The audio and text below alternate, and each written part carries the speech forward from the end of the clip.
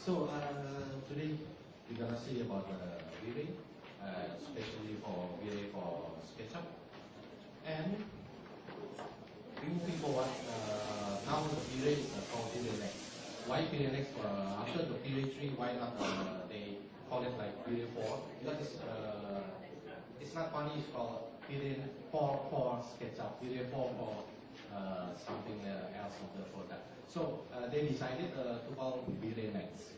And then for some in Asian, maybe 4 is not good luck, so they decided to call it V-Ray Next.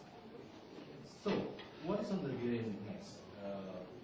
This is the overview. After this, I will continue to the live demo.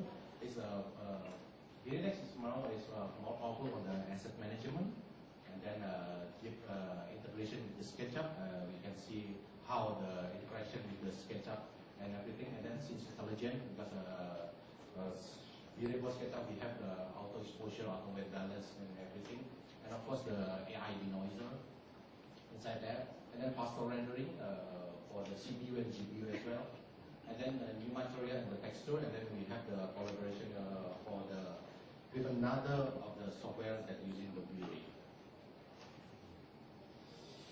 And this V-Ray for SketchUp, we call it better, smarter, and faster. Previously it's like easy, fast, and powerful. Now it's better, smarter, and faster. So anyone here not using the V-Ray? Oh, okay. So another thing is now after they writing the kernel engine inside of the V-Ray for SketchUp, the V-Ray now is almost 2 times faster with compare apple to apple, scene with scene, using the CPU, and then this is one of the results. And it's more faster than just only the comparing apple to apple to the scene. But the other part is like the denoiser and everything, and then the adaptive droplet can make the rendering faster, like 7 times and 11 times. My experience, because my background is like technical director for the movie and everything. By the time I make some movie, I'm sorry I cannot tell you because it's NDA, it's like Hollywood movie. It's like we make it like 11 times faster. And then the other is like the GPU base. They now is can use the GPU base. Previously, if you want to rendering, we have to choose the CPU or GPU. But of course, the investment of the CPU and GPU is quite high. And then if you make the wrong choice about CPU or GPU, then you're wasting your investment. So in the V-Ray now, they can use the CPU, GPU, or hybrid. It means that CPU and GPU can working together side by side. And of course, it's make more faster. And the good thing is on the GPU, now and on the rendering, they can use the bucket model. It means that previously it's just only the progressive. Now it can be on the bucket model. Why is the bucket model? Maybe they can use on the cryptomate. I don't know, for architecture, maybe you guys not using the cryptomate, but for some of the animation or movie, you use the cryptomate for some of the build of the beauty pass there. And this is the summary of the V-Ray. So we have the simulable flow, scenes intelligent, and optimized performance. And I'm gonna use this scenes file, of course. And if you want to try the V-Ray, please try it for free. It's for 30 days. And of course, you can go for the website of the V-Ray, and the documentation of the SketchUp will be on the .sketchup.com. And sure, we have a YouTube channel.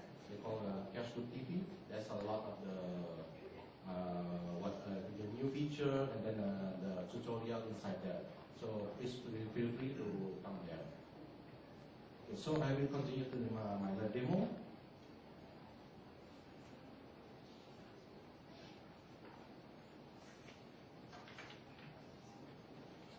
So if I open the scenes file now, if you see there's on the V-Ray, we have some of the toolbar here. Previously, just only this the object of the V-Ray. This is not the object of the SketchUp. If you want to object on the SketchUp, you need to go to the outliner. But this one is the object for the V-Ray. It means like the proxy and everything. The other part is this one is for the Sense Interactive, and this one is for the lighting, and this one is for the rendering, for the rendering tools. But most of the time, we're using the asset editor. If I click this, it will be showing up like this. The good thing now, this is almost the same. It's the material, and then the lighting, and then this the object on the V-Ray is like maybe the proxy or VR scenes, and then this the render element, and then it's the texture. And of course, most of the time we're using this, the setting file, setting for the rendering. But if you see now on the V-Ray, we have a new custom material library. What it means? It means that if you're working, collaborating with your colleague and everything, you can use, you can share the material between each other. So, for example, I can put it here, and then I can see the material, and then I can increasing and everything. So I can drag back here, and then save it, and then you can share to your colleague to using together. So you don't need to miss the pipeline inside of your workflow. The other part is when using the old V-Ray, we need to choose one by one. So now, if you're using the new V-Ray, you can just click this, and then you can press Control here. Press Control, you can choose which part of your you want to show, or you can use the Shift, and then you can put it all together in this in this dialog. The other part is for the V-Ray is the material here. For example, we can use the right click here, and then we can choose a new material, or the old of the V-Ray user we can use from the create here, and then the new material is metallic. We can use the PBR, it means the physically based rendering material on the V-Ray. I will not talk more about this because it's like mostly for the gaming, and then for the gaming or animation or visual effect they will use this. And then the other part is, if I'm moving to the material here, and then I want to change the material. For example, I use this material. If I go deeper to the material, for example, the V-Ray will change the preview here. So if I want to manipulate this material, how I gonna see the whole material like this? So it's very simple. So very simple. I just click here. So it means that will be a pin to this material. And then the good thing is, for example, I want to change this material. For example, I need to use the Photoshop or another edit JPEG software. So now in V-Ray, I just right click here, work in, and I can use the spline or Bezier cube. So for example, I use the spline cube here, and then I can change the value maybe, sometime like this. And then I can change the hue. So we don't need another software here, just direct simple using the V-Ray here. And of course, the other part is I can use the lighting here. For example, the lighting. Oh, sorry, I have to unpin this. And then the lighting here is very interactive. You can change your color here, maybe your color, and then of course the intensity. And then you can see the directly, and then directional of the lighting. So this is will be very good feedback before you setting up all your scenes file. And the other part is now V-Ray coming with one called light analysis. You can right click here, and then click the light analysis. I already put it here. The light analysis we can use the looks or candlelight. So what it means? It means that V-Ray will create lighting analysis for the architecture. Okay, so I try to render this. I make it more faster from the rendering. So the trick of the V-Ray is if the float, it means that float, it means that 0 point something. It means that the most smaller number will be make the good result, but takes time for rendering. But for the The other part is like 1, 4, like this. It means that the higher that will be make good the better of the result. But it takes more time for render. For example, I can render here now. Just waiting for a couple of seconds. V-Ray will be loading the plugin. I use the online licensing, so sometimes I have to connect the internet here, so it makes more slower. Okay. So if you see this, the video will be calculated. I'm using the light cache. Why light cache? Because the light cache is infinite bouncing here for the secondary bounce, so it makes it more realistic. So if you see it now, I'm rendering is quite fast, and then but the result is not very good because it's too many noisy here. But I use the noiser here, so don't worry about the result because after this, V-Ray will be clean up all the noise here.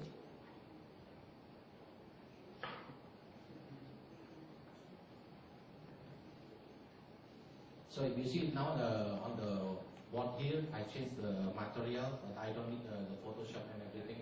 I just change directly using the walk-in. I can change using the Bezier or Spine here. And of course, it should be, I enable the swamp, basically same as distributed rendering. Okay, now you see, I denoising the scene spot, and that's it. It's clear. It's only a couple of seconds. And then the other new cool feature from the V-Ray is, you see, they change the lens setting, lens effect setting. If I just click this one, now I can have the bloom and glare, or I can change the blades limiter. The blades mean that how much the streak light here. So this is one of the good things. So it's more simple now, and it's more faster on the rendering part. Okay, moving forward, I'm gonna move to the scenes.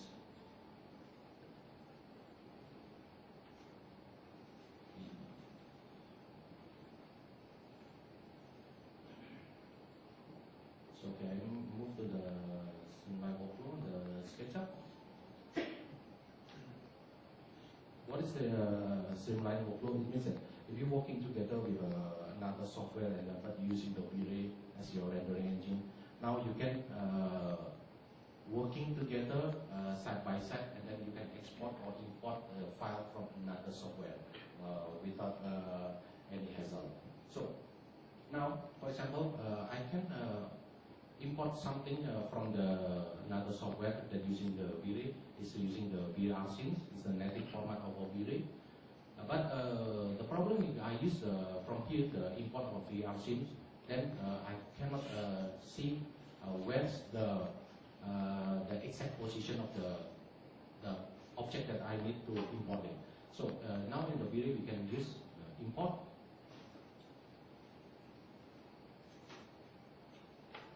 Okay, so if you see now, I just import the VR scene. This is we created the chair.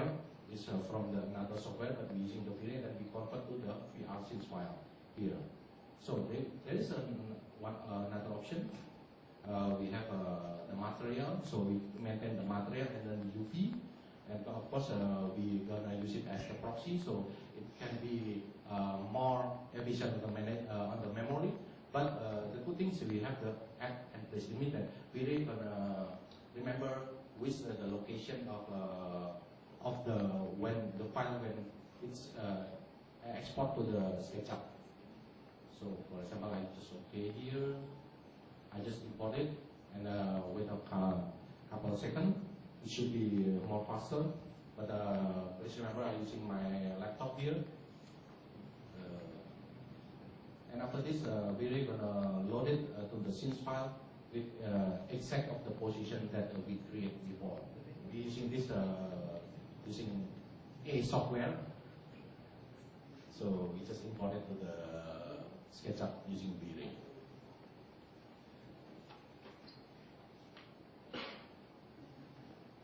Okay? No?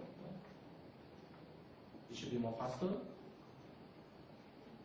Okay, you see now this we create and then the V-Ray will be compile everything to the component, And of course, you can moving or rotating this. I try to rotate this, and then maybe something like this. And I just place component. Let's try for rendering if it's working fine here.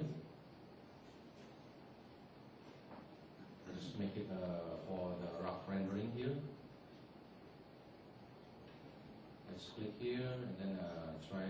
Okay, I just click interactive. Maybe I just make it draft, and then for make it more faster, I just make it saver 1.4, and then let's see if our object that we import from another software will be working fine on the V-Ray and SketchUp.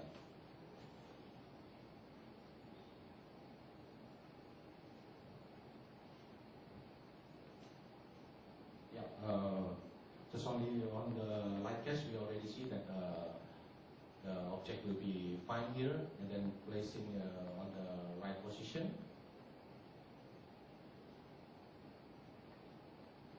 Okay. Okay, done. Okay, so now beside this, V-Ray will be working very interactive. I change to the noiser. Okay. So now, if I change my view here, if you see here, we have the interactive scene tool. What is the interactive tool? If I click here and I just click here, and you see where if I hover the mouse, and you see there's a hierarchy, and then the material inside of the SketchUp. So it makes us more easier to see what happened, what the hierarchy, and then what material that assigned to that part. So, for example, if I just click here, and then I just click shift, and then I just moving, so I can I can choose the big part of the group inside of the component here. So, for example, here I can also remove my material, but basically you can just add the basic material here. But this one is we have option to remove the material. It means that if you want to make a new material, or you want to change the material inside the video, it's more easy. But why I'm moving, I moving the material because I want to make a problem in our scene. For example, like this. Let me make more difficult. I use the two-sided material, and then I apply the selection, and then I change to the three-panel, and we see after this the problem, the UV. Because the problem on the SketchUp is most of the time for the architecture is about the UV, because you cannot you cannot make the UV is like on the sphere unless you use the extension. For the V-Ray, we created the three-panel, and then for the sphere directionally with the SketchUp. Okay, so I just click this to make. Now I try to render. Let's see what the problem. After this, we're gonna see that our problem is about the UV. So how to fix that? After this, we can see that very easy to fix the UV problem in the SketchUp and V-Ray.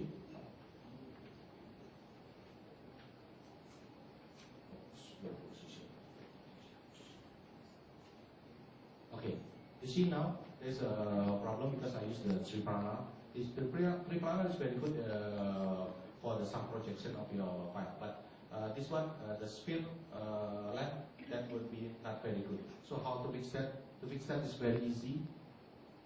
I just click here, and make the interaction here.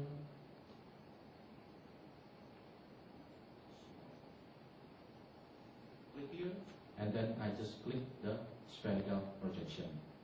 And then after that, we can see, after we try to render again, we see now, it's V-Ray can make the projection UV is very precisely.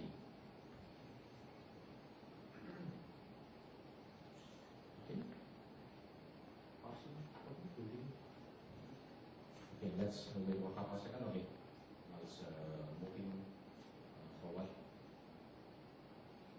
So now you see the UV is correctly. It's correctly for the what the sphere, or you can use the tripara as well. It's up to you what you can assign the UV on the SketchUp.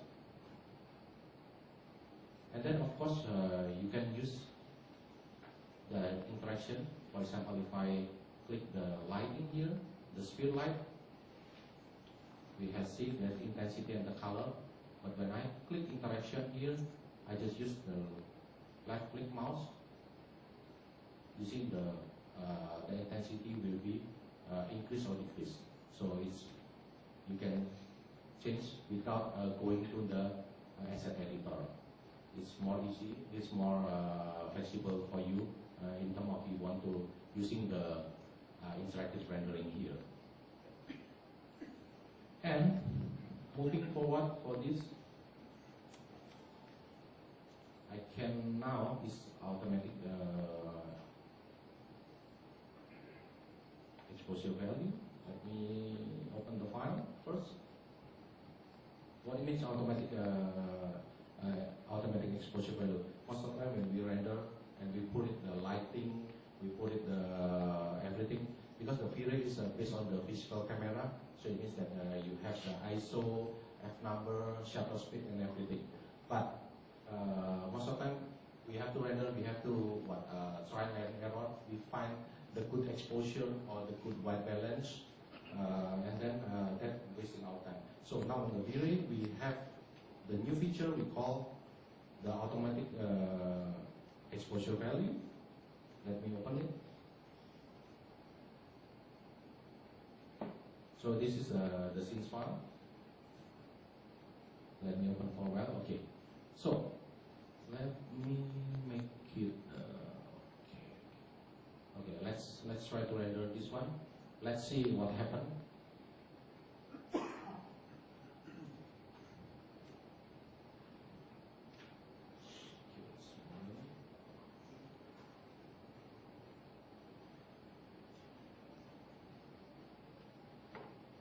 Okay, from the scratch I know that this is my rendering will be overexposure, because in here I have the spotlight, but it's too much overbright.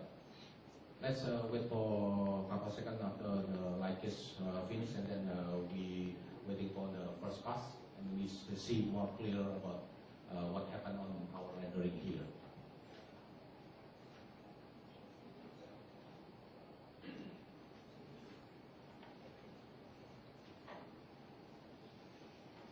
Like I make too much for the light cache or something.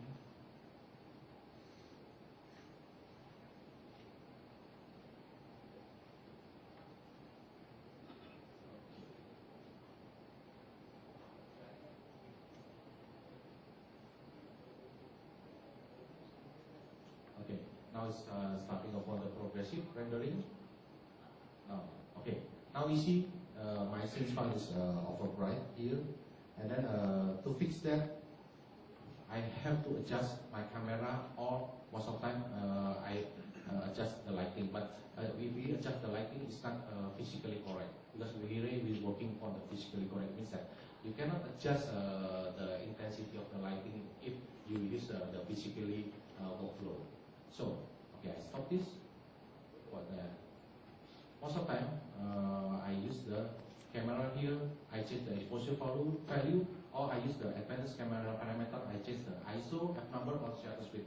Of course, if you change the f number, there will be problem on the depth of field, but if you change the shutter speed, that will be problem on the motion blur.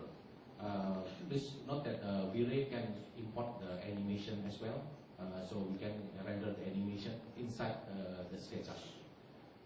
Okay, so for simplicity, most of the time I use change the exposure value. It means that exposure value is the overall of the ISO, f number, and shutter speed. And what I'm doing, I have to trial and error. Let me make more faster on the rendering. So you see in here, I just using this slider to make the rendering. So you don't need to worry about the setting and everything. Just using this slider should be fine. And then I just click the auto, but please note that if you're using the auto exposure here on the global illumination, you need to use the light cache. Okay, let's make the render region here. If I click the auto of the exposure value, what happened? Let's see. I just decrease the quality of the rendering to make more faster here. So now you see, roughly we can see that my second rendering after I click the auto exposure, it will be more nice. It means that my spotlight here will be seen, and then the other part is not over bright of the image. Okay, but now you see that since the interior most of the time using the warm lighting, so this is I feel too warm. You can adjust it using the here. You can use the white balance here, but this of course same as trial and error. What I'm doing, I just using the automatic white balance, and then let's try to render and see what happens if I use the automatic white balance here. Okay. So now we can see after this, after my rendering finish like maybe one pass. Here the result is what is too warm, but here should be okay because I will balance the warm and cool light here. Yeah. So okay, I will not finish this, but basically we already rendered this one. So I just stop it. Let's see. Let's see the result here.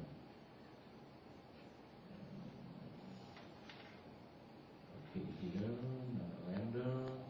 This is when we're not using the automatic white balance, automatic exposure. Of course, the result is upper right here, and then this is the result if we're using the automatic white balance and automatic exposure. So the result will be very nice. As you can see, we don't need to trial and error to adjust the white balance and automatic exposure. And for sure, this is the final render. This is the final render. I will not render this, but I can show you the result. This is the result for the final render. So it's the white balance and exposure will be balancing here. Okay, let's move forward.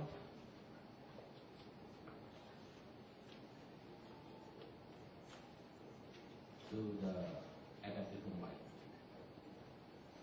This is a very cool feature because basically it's already implemented another software like the 3ds Max Maya, and it is why this is very good because it will be shorten our pipeline or our working inside of the SketchUp. Previously, you see when we try to render the interior, we need the portal light here. Portal light here. What it means portal light? Portal light means that we use this lighting and then we take the environment and ambient outside and then we take it to the inside of the interior. So we don't need to adjust the intensity here once we click the portal light because it's gonna be matched to the exterior on the SketchUp. Why? Because the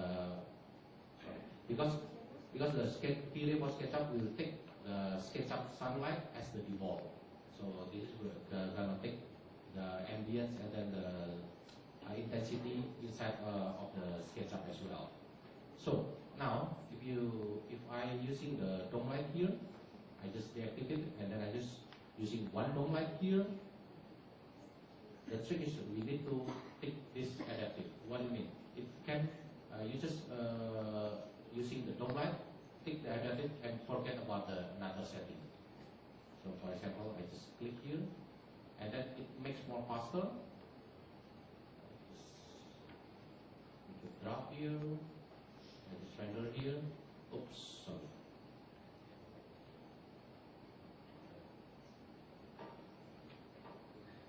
Why? Because for more faster, because V-Ray will be smart enough to see which. Oh, sorry. Sorry, I need to make this. Okay, why adaptive domain more faster on the rendering? Because V-Ray know which exactly which pixel that need to be sampling and which pixel no need to be sampling inside of the scenes. So this is try to render.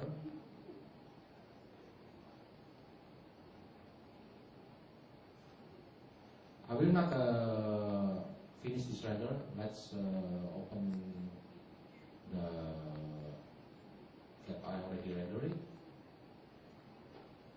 Okay, this one, and I put it as A, and I put it as B.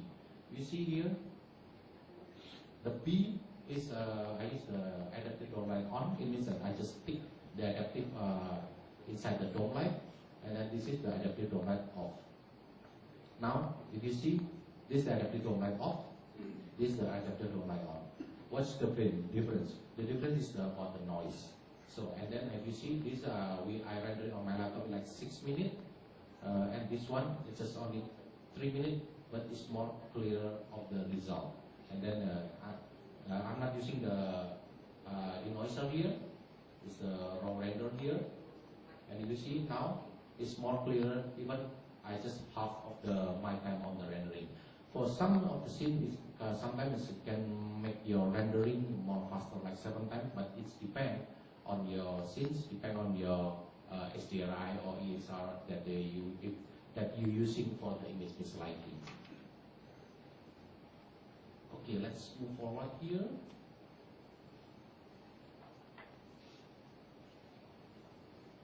Open another scene here, and then faster CPU. So here, V-Ray, like I said before, that V-Ray will be make more faster on the rendering. Why? Because they changed the kernel engine inside of V-Ray.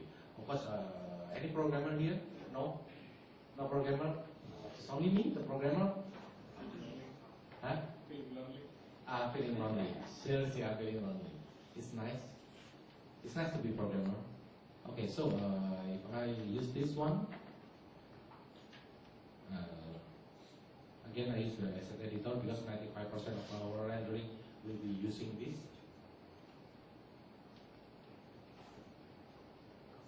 And let's make it drop rendering here. So now, of course I using another volumetric environment. It means that I using the perspective, area perspective, but I'm not using the panorama box. Area perspective is more cheaper on the rendering, it's more faster. It makes like a fog, or it makes like what pollution.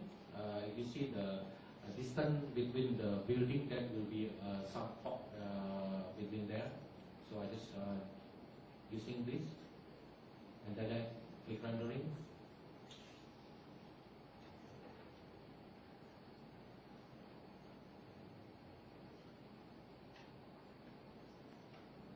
Let's see. This one I use the CPU. Of course, I don't have the previous version, so we cannot compare apple to apple. But for sure, this will be more faster if you render this one using the old version. It means that 3.6 or 3.5. So this one is very fast, and I still using the environment fog here for special effect here. But please keep in mind that if you're using the aerial perspective, you cannot make the gut ray. If you want to use the gut ray, you need to use the environment fog. Don't use the aerial perspective. So I think this is the video on London.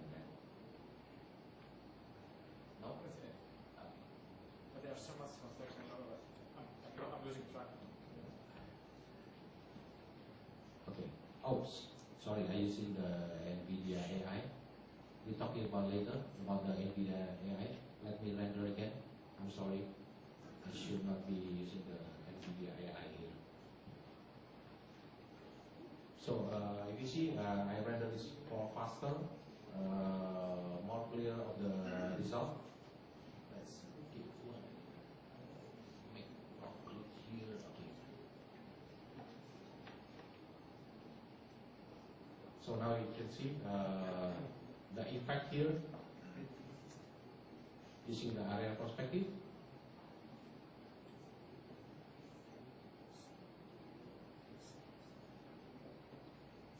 At this setting, I just make it very raw, but you see the quality is okay.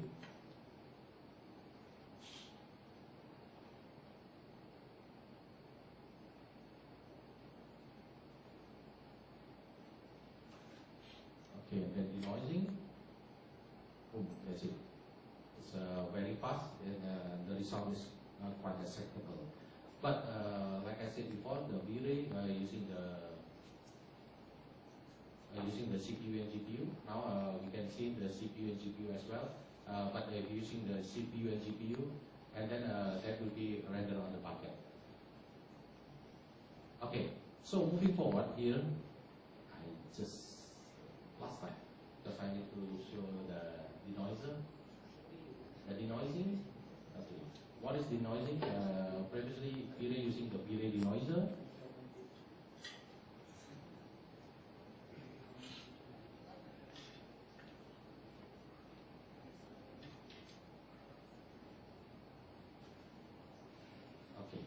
This one. Now I try to use the AI denoiser. It means that once I NVIDIA AI denoiser, it means that the denoiser can denoise that in the second. It's very fast, but it's very good if you using for the interactive rendering. For example, I use the denoiser. For sure, you need to activate the denoise and then use the NVIDIA AI denoiser. And then update frequency I will be using 100 because I want to more frequently denoise this. If I change like this,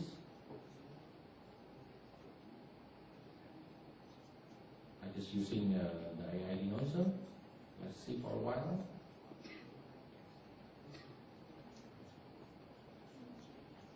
But keep in mind that the AI denoiser, of course, they need to use your GPU. See, that's very fast for the denoising.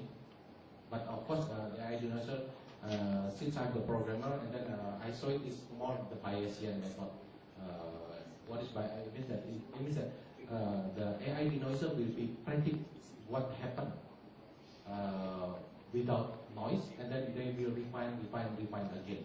So maybe if you see some pixel here is moving, yes, that's why AI denoiser is very good if you use it for the interactive. If you want to, if you certify here and then you want to go to the production, for example like this.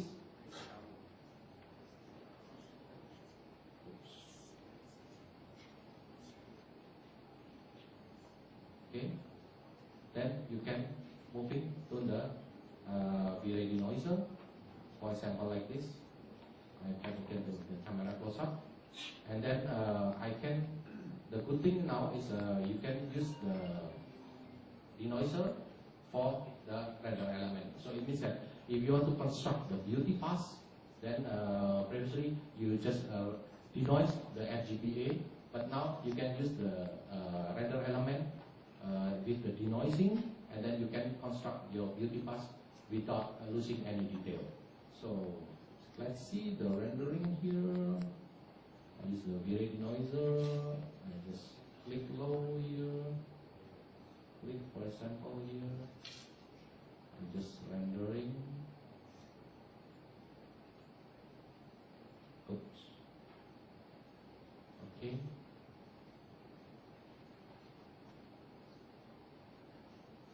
So most of the time we see that the most noisy of the rendering result will be on the GI. So now let's try a little bit.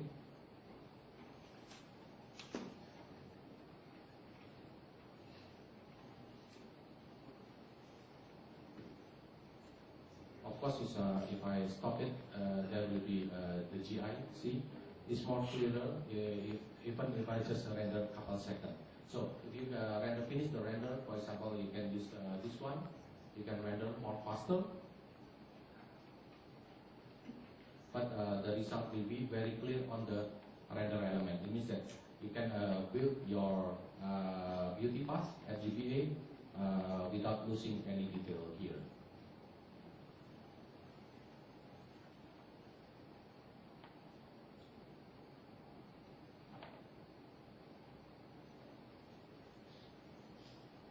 Just if you want to use the denoiser on the render element, just make sure you click this, and then you see that GI and everything will be clear, much more clearer. Okay, that's conclude my presentation. So if you have any question, please let me know. Thank you.